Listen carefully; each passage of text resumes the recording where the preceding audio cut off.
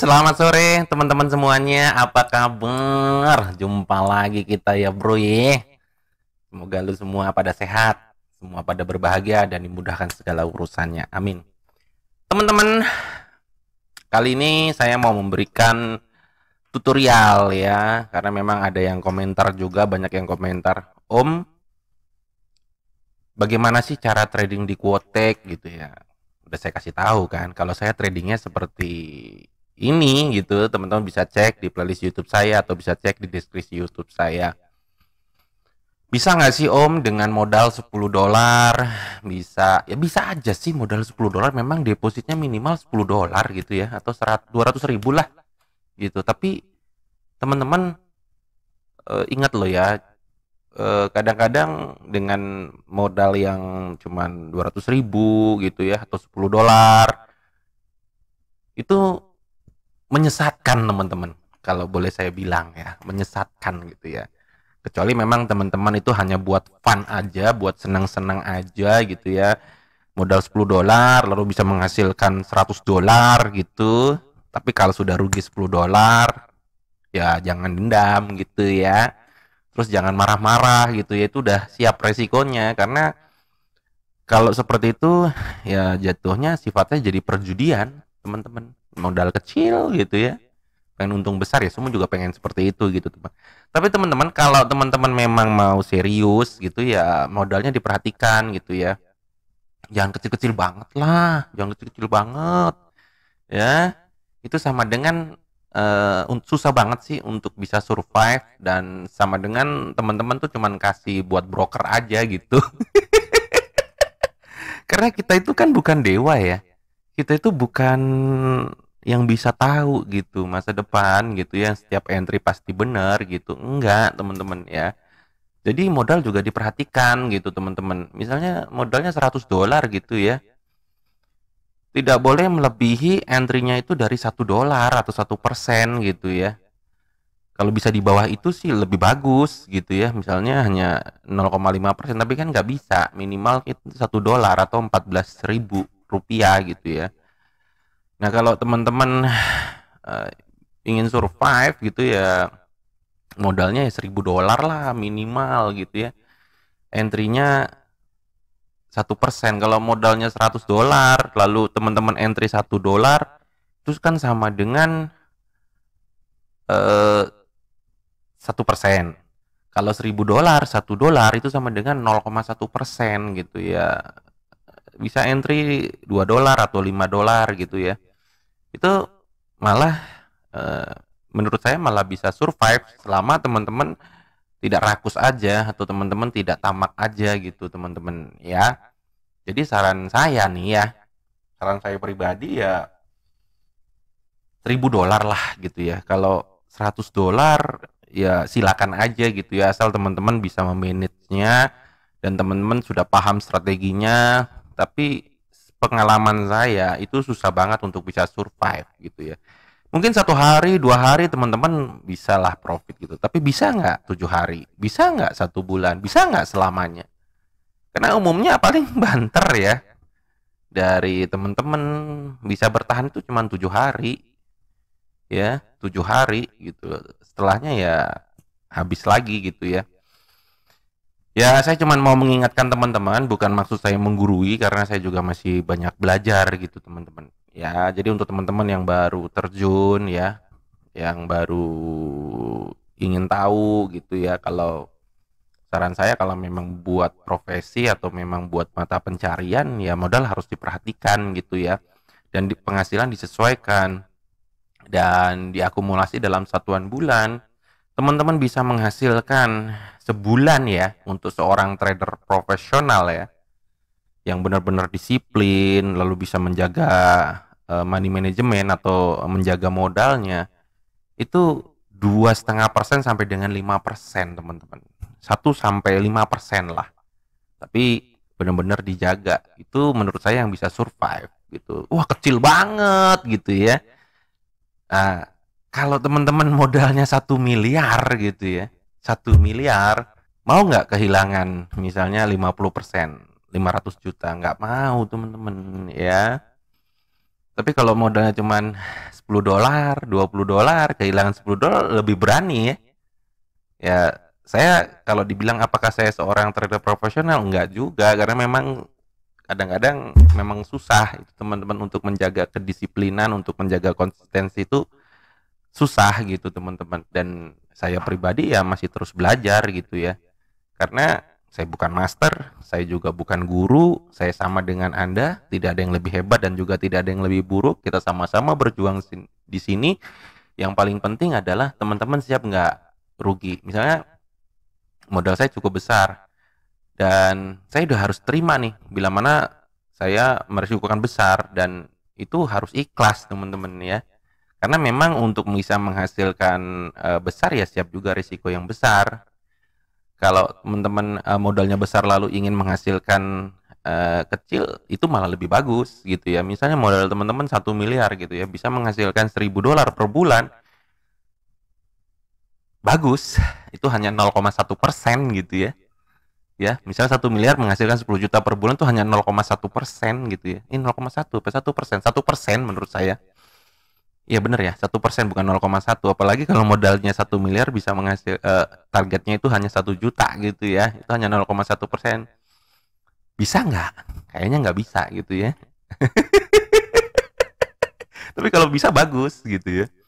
Modal 1 miliar menghasilkan 10 juta per bulan loh ya, bukan per hari, per bulan. Satu hari 1%, sebulan 30, masih ada risikonya. Ya itu besar juga menurut saya resikonya. Kenapa? Karena kan tidak setiap entry selalu profit juga ya. Ada di mana hari-hari kita mengalami loss track yang beruntun, atau memang lagi apes gitu ya. Strategi kita dimentalkan semua gitu ya.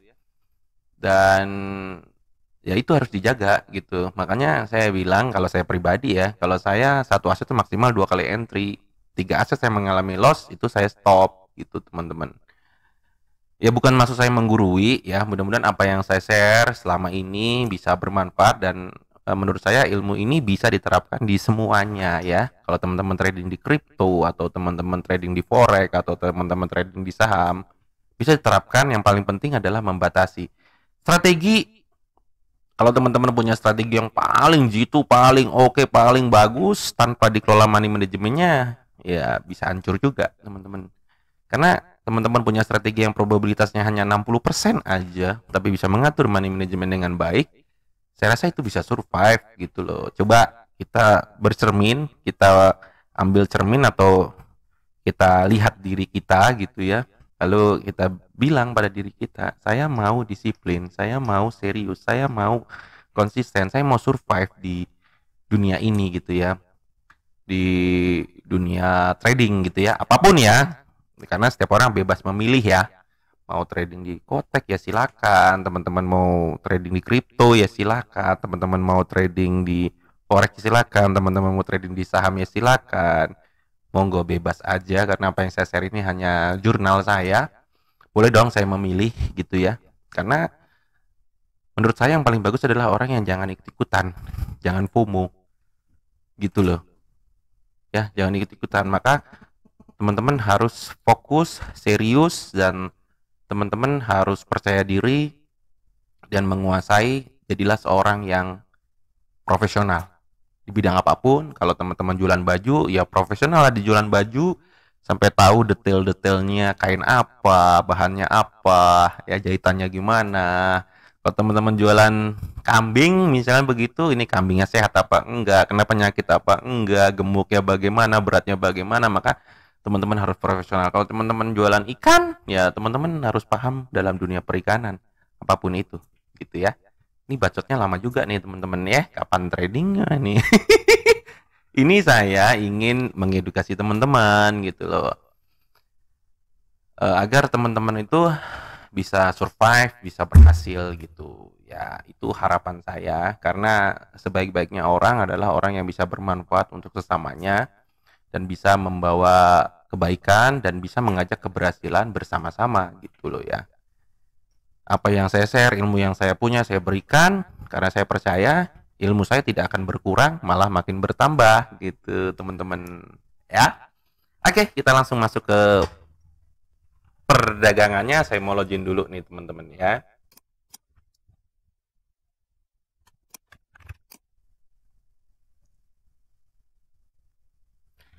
Oke, di sini saya sudah login. Pasti teman-teman yang sudah mengikuti saya pasti tahu ya, saya menggunakan metode apa. Nah, di sini saya juga ingin mengedukasi untuk teman-teman gitu ya.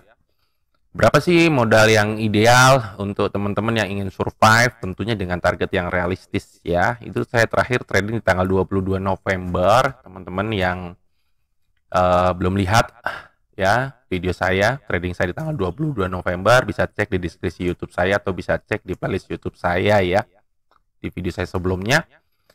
Nah, di sini di kotak ini ada namanya kita bisa mengatur batas harian belum diatur. Nah, di sini saya akan memberikan tutorial. Di sinilah atur batas teman-teman ya. Tinggal diklik aja. Lalu di sini teman-teman batasi jumlah. Nah, di sini saya akan memberikan tutorial. Saya akan mulai dari 1000. Anggaplah saya punya modal $1000 ya. Modal saya lebih dari itu, tapi pada video kali ini, pada trading kali ini saya fokuskan untuk teman-teman yang ingin berhasil atau survive. Klik simpan di sini. Nah, di sinilah sisa batasnya $1000 ya. Berapa sih idealnya gitu ya? Ya entry-nya $10, 1% atau di bawah itu $5 gitu ya. Lalu diakumulasi teman-teman bisa menghasilkan 10% dalam 1 bulan, itu udah $100, itu udah bagus banget ya. Tahu diri lah sama modal gitu ya teman-teman ya. Trader profesional sendiri itu 1 bulan hanya 1 sampai dengan 5%, bisa menghasilkan 2%, 2,5%, itu udah bagus banget. Tapi modal mereka bisa miliaran teman-teman. Tapi miliaran kalau 1%-nya udah kerasa banget ya kan. Ya. Oke, tapi di sini teman-teman tidak usah berkecil hati. Kalau memang teman-teman ingin survive ya dengan modal yang ada, dan itu modalnya harus dipisahkan ya, jangan digabungkan dengan kebutuhan sehari-hari gitu teman-teman ya, dan itu udah harus siap hilang teman-teman ya. Dan metodenya bagaimana teman-teman bisa cek di video-video saya sebelumnya. Saya hanya menggunakan 2 indikator, yaitu Bollinger Band dan CCI ya, yaitu Bollinger Band 20, deviasi 2, lalu CCI 15. Ini strategi saya atau metode saya. Kalau teman-teman punya metode tersendiri ya silakan aja gitu ya. Oke, kita akan lihat di sini. Nah, di kotak ini kan ada papan peringkat ya. Kita bisa lihat dari negara-negara mana saja sih. Ya, di sini ada 20 besar. Apakah ada orang Indonesia? Nggak ada di sini teman-teman. Yang mendominasi itu Pakistan, India, lalu di sini Costa Rica. Negara mana? Bahrain, di sini Tajikistan, dan seterusnya. Teman-teman bisa cek di papan peringkat ini ya. Terus apa lagi? Ada yang tanya juga nih, bagaimana sih depositnya, lalu penarikannya ya. Saya sudah jelaskan di video-video saya sebelumnya, teman-teman bisa cek di deskripsi YouTube saya atau bisa cek di playlist YouTube saya. Untuk depositnya sendiri di Kotek ini, nah ini dia teman-teman, dia bisa pakai bank lokal, BCA, BNI, Mandiri. Cuman kalau saya pakai USD Tether ya, bisa pakai TRC20 atau USD Tether Polygon atau BNB BEP20 ya teman-teman ya.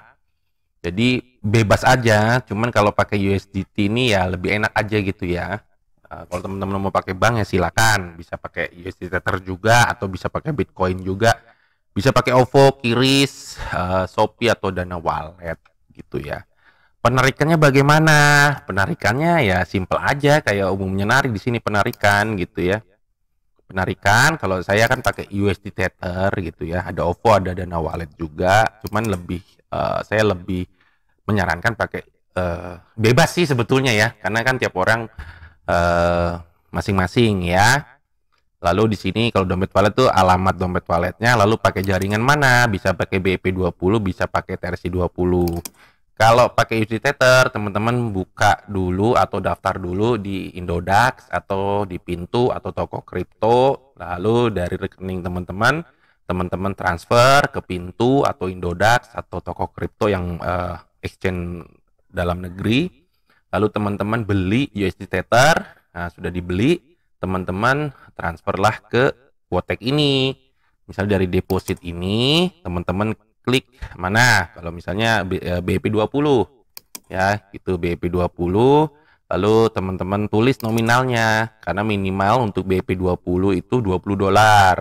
Kalau yang TRC20 itu itu $10 ya. Tinggal dicoba-coba aja gitu teman-teman ya. Itu dia untuk deposit. Untuk penarikannya yang seperti tadi, dompet walletnya tinggal dimasukin, nanti masuk ke pintu gitu ya. Jadi Kotek transfer ke pintu atau ke toko kripto atau ke Indodax gitu. Teman-teman bisa cek, saya sudah jelaskan sih di playlist YouTube saya, bisa lihat. Atau teman-teman bisa searching di Google, atau teman-teman bisa searching di YouTube gitu, tutorial bagaimana sih daftar akun Indodax, bagaimana sih daftar akun pintu atau daftar toko kripto gitu. Kalau teman-teman mau menyediakan waktunya. Atau teman-teman bisa langsung juga ke bank gitu ya. Cuman di bank, kalau pakai bank lokal itu suka ada terkendala gitu ya. Ya itu nggak tahu teknisnya bagaimana, terkendala di sananya, dari karena kalau pakai bank lokal berarti kan pakai pihak ketiga Koteknya gitu ya. Oke, udah cukup ya. Nanti teman-teman bisa tanya di komentar ya, kalau misalnya kurang jelas, kalau bisa saya jawab, saya akan jawab gitu ya. Di sini ya, modal saya $1.000 ya, target entry dari $10 ya. Ini saya fokuskan untuk tutorial ya. Kita akan buka-buka dulu aset yang mendukung dari metodenya. Biasakan cari yang persentasenya besar 93% supaya benefit untuk kitanya lebih besar, jangan yang 80% atau 82%. Berarti 93%, 7% buat si broker. Kalau 80% berarti kan 20% buat broker. Ya, kita cuma dapat 80%. Benefitnya kurang, cari yang 93% gitu ya. Lalu disiplinlah pada metodenya teman-teman. Entry-nya bagaimana? Entry-nya kalau seperti ini. Teman-teman misalnya pakai metode support resisten. Kalau dia sudah mendekati support, kita entry buy. Dia mendekati resisten, kita entry sell. Kalau saya pribadi, saya metodenya breakout. Bila dia sudah mendekati support, saya entry sell. Kalau dia sudah mendekati resisten, saya entry buy. Begitu. Nah, teman-teman pahami metode yang teman-teman percayai gitu ya. Kita akan buka-buka dulu ya. Oke, Euro NJD, kalau teman-teman lihat di sini ya, ini udah nyentuh ya, udah nyentuh tipis, dia sudah keluar dari negatif 100. Nah, di sini harusnya sudah profit ya. Kita akan buka-buka lagi. Cari lagi yang base momentum. Jadi memang harus sabar, jangan terburu-buru juga nih teman-teman. Kalau kita lihat di USD INR, dia sudah menyentuh di sinilah. Kita boleh, kalau kita lihat dari sisi dia sudah keluar dari positif 100 dan garisnya ini cukup langsam ya, cukup rapih gitu ya. Habis ini saya akan entry buy. Oke, di sini saya entry buy. Dasarnya apa? Kalau teman-teman lihat si candle ini yang warna hijau sudah menyentuh dari garis Bollinger Band yang atas. Lalu kita lihat CCI-nya juga sudah keluar dari positif 100, naiknya cukup langsam. Kalau ini saya mengalami kerugian, saya akan entry satu kali lagi karena maksimal satu aset tuh 2 kali entry teman-teman ya. Oke, tinggal 5 detik lagi. 4, 3, 2, 1, boom, meletus ya. Di sini 93%, berarti saya dapatnya 93,9